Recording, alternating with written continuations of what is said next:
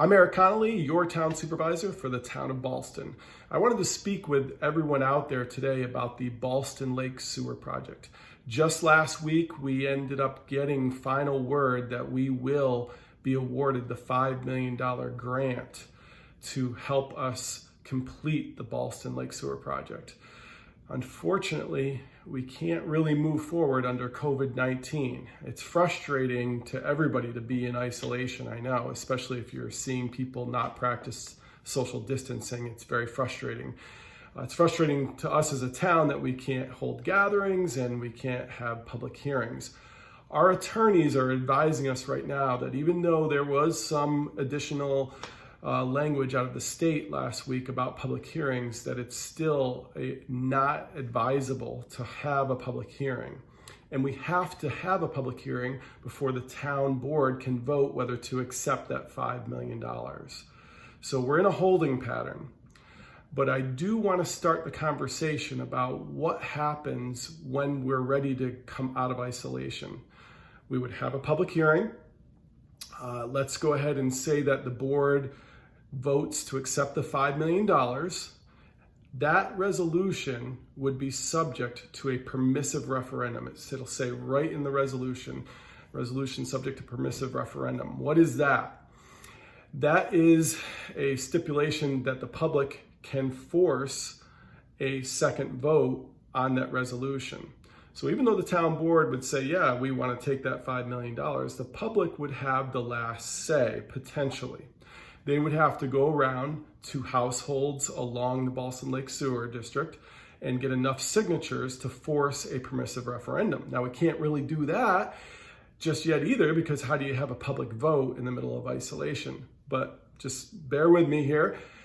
If they got enough signatures to force a permissive referendum, a vote would take place. And I want everybody to just consider what happens if the majority in this scenario vote no and vote yes. Let's start with a no vote just to start somewhere.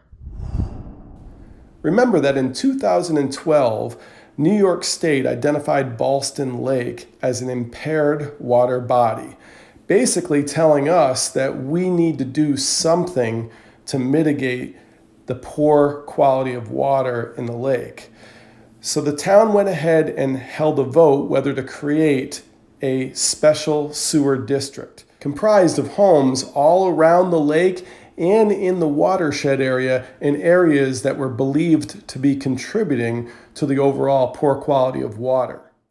So under the leadership of the prior administration, the town began to plan for the lake sewer system. It spent north of $800,000 in all of the planning aspects of the sewer lake project.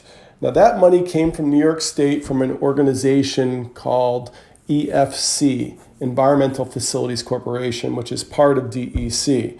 And the stipulations of the grant money that has been spent thus far specifically say that we do not have to pay that money back as long as the sewer system is constructed. It was estimated that the project would cost $10,203,729.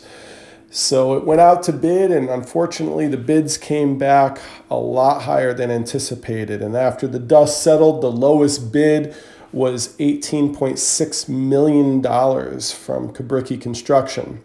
The planning team had to pivot and adjust their strategy. With guidance from Saratoga County, they decided to break the project up into 5 distinct pieces in an effort to save money. They were able to shave $4.4 million off of the $18.6 million. However, we were still short a significant amount of money.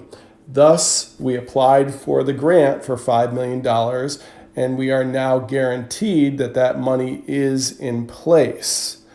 So what happens if a permissive referendum is forced by the public and the public majority votes, no thank you, we don't want to add the $5 million to this project, even if it doesn't, which it won't, raise the EDU cost per household?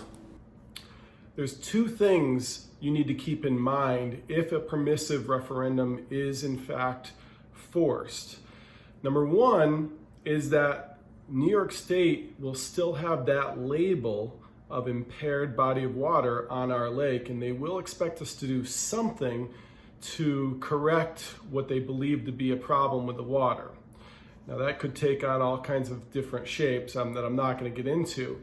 The second thing that you really need to consider is if you are in the lake sewer district, if a no vote happens where a majority of people vote no, we are still on the hook for over $800,000 of that grant money that was only free money if we completed the project.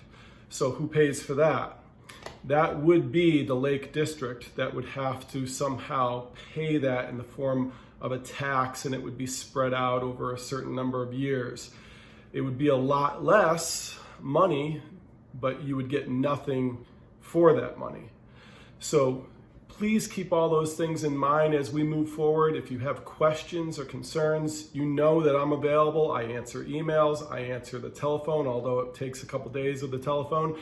But I will get back to people if they really feel like they need to talk to me about anything to do with the lake sewer system.